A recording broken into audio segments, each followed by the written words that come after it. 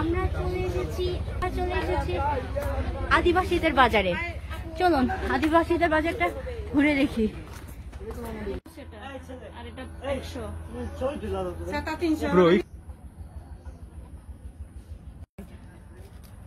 কোনটা সারা মেলাতে পারবেন?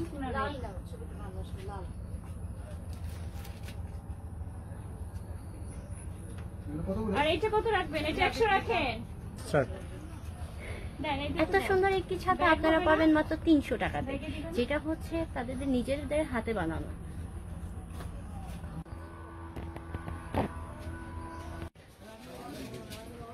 চন্দন রয়েছে, খাঁটি চন্দন, আপনারা চাইলে এখান থেকে নিয়ে যেতে পারেন। আচ্ছা, এই শালগুলো আপনারা 500 টাকা পেয়ে যাবেন। আর একটু দামাদামি করতে পারেন, তখন আপনার হচ্ছে যদি ইচ্ছে করে তাহলে কমিয়ে দিতে পারে। দিদি আচ্ছা, ব্যাগগুলোর দাম কত? একদম 200 টাকা। একদম 200 টাকা? আচ্ছা, আমি একটা ব্যাগ দেখি। হ্যাঁ, দেখুন এই সুন্দর সুন্দর কিউট ব্যাগগুলো 200 টাকা করে।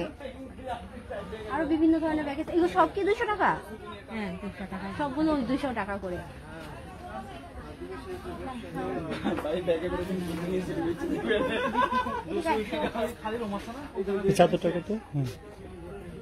এটা কি দিদি? এগুলো না কাপড়। আচ্ছা, ওয়াও, জিনিসটা অনেক সুন্দর। দিদি এটা কত?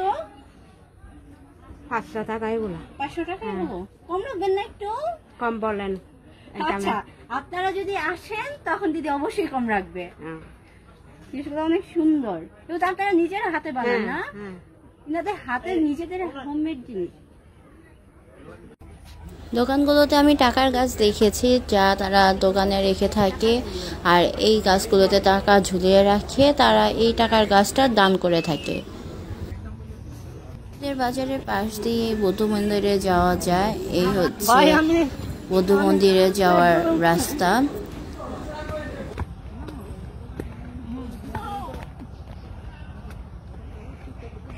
ভাই এটা কোন কথা? ভাই আমি করে রাখা বললেন, ওই যে এটাই তো আছে। শরীরে ঘাম জড়ালেন, এটা হইল না। আদিবাসীদের বাজারের পাশে রয়েছে বৌদ্ধ মন্দিরটা। এটা এখানকার জন্য অনেক স্পেশাল একটা জিনিস। বৌদ্ধ মন্দিরে যাওয়ার জন্য হচ্ছে আপনাদের আদিবাসীদের বাজারে আসতে হবে, এবং হচ্ছে অনেকখানি পাহাড়ি রাস্তা দিয়ে তারপর হচ্ছে আপনারা মূর্তিটাকে দেখতে পাবেন। ফাইনালি আমাদের আদিবাসীদের বাজার ঘোরা শেষ হয়ে গেছে, এখন আমরা নেক্সট স্পটে চলে যাচ্ছি।